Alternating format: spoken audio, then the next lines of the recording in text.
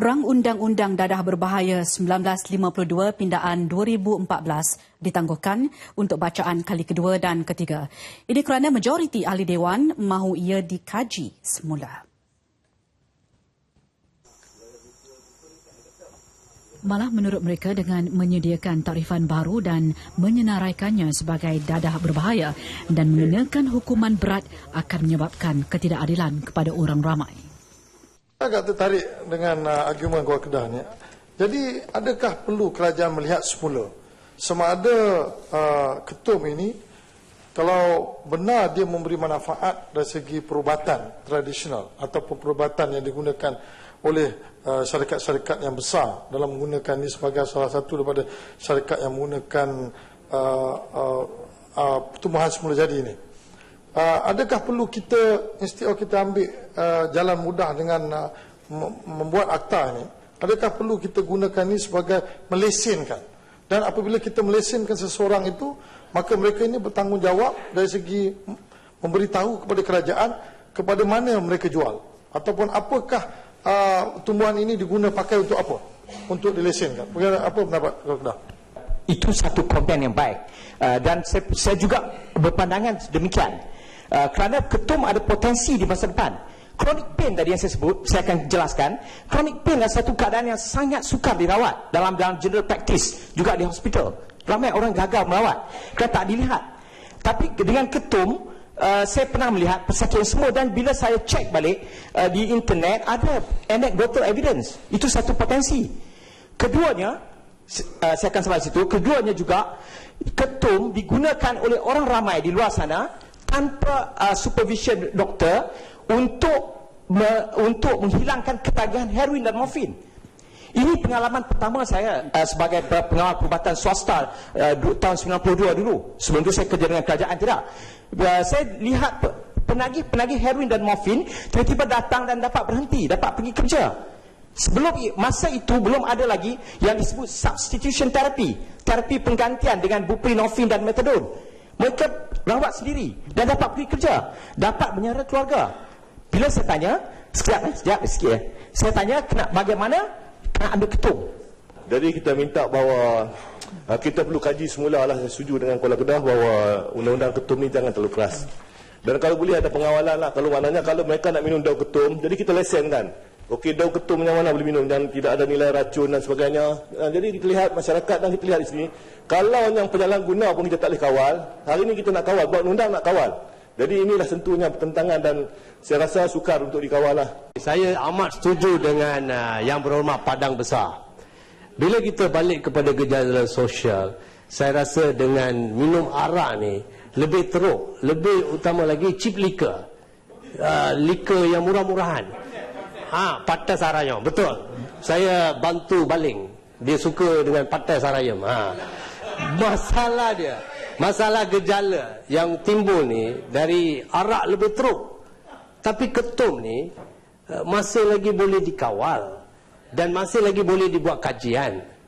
Dalam ulasan saya nanti kalau sempat saya boleh bicara lebih panjang. Tetapi pada pandangan Yang Berhormat Kuala Kedah, saya rasa fokus kini kepada kerajaan pusat adalah lebih kepada menahan penyeludupan alkohol murahan ni, bukan kepada daun ketum. Manakala Wakil BN Bagan Serai Dr. Nur Azmi Ghazali turut bersetuju dengan hujah yang sama dan menjelaskan akta berkenaan terlalu berat.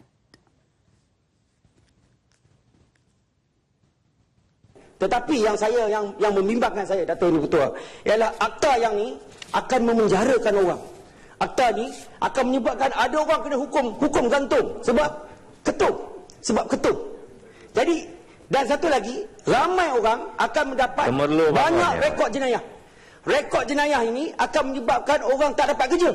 Apabila orang tak dapat kerja, maka orang akan buat lagi banyak jenayah. Jadi kita bimbang benda ni jadi vicious cycle. Dia akan mengusing-using dan akan menyebabkan banyak lagi masalah. Saya kira ada beza ketum dengan dadah ini sebab dadah itu adalah merupakan satu bahan berbahaya pada asasnya. Lalu dia disebut sebagai dadah berbahaya dan dia diambil tindakan juga atas salah guna dadah. Tetapi asas dadah itu telah berbahaya. Dia hanya tak jadi bahaya apabila diambil oleh pihak yang pakar pada dos yang mungkin sesuai untuk buat rawatan dan seumpamanya. Tapi asasnya bahaya. Beza dengan ketum. Ketum ni bahan asasnya dia tidak bahaya. Cuma apabila diambil secara salah, baru dia jadi bahaya. Atas dua perkara ni, maka fake ni berbeza. Kaedah kita nak meletakkan hukum pada dua perkara ni berbeza. Dia tak boleh masuk dalam satu close begitu saja. Kita belum cakap tadi tentang adakah dia dadah yang macam heroin dan sebagainya. Ketum ni dia punya bahan mitraginin itu. Ya, bahan ketum ni dia punya bahan dia panggil reseptor agonist, dia macam morfin. Tetapi tidak sekuat dan tidak seberbahaya morfin. Sebab tu benda yang ada similarities, kesamaan, kita boleh gunakan untuk OST. Mungkin ni satu cadangan yang baik. Kalau sebab metadon, buprenorphine, subutex semua ni mahal. Kalau ada kajian yang betul, kenapa kerajaan tidak fikirkan supaya kita dapat kalihkan untuk jadi kegunaan sebagai OST, mungkin lebih baik dan tidak banyak side effect seperti produk yang lain. Berikutan itu juga Wakil BN Tasik Glugo Datuk Syabuddin Yahya bangun mencelah dan mahu ketetapan berkenaan daun ketum dilakukan menerusi JAKIM dan Kementerian Kesihatan.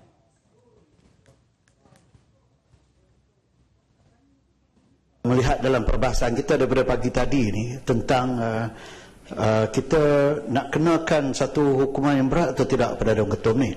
Jadi tadi Al-Ustaz memberikan hujah yang teknikal untuk kita faham tentang kedudukan konten atau kandungan dalam daun ketum dan sebagainya.